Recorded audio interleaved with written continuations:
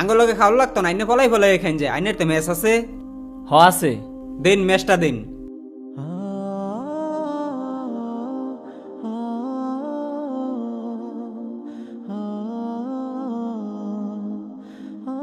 ও আপনার তাহলে তখন আমারে বিড়ি খাওয়ার কথা কইলেন?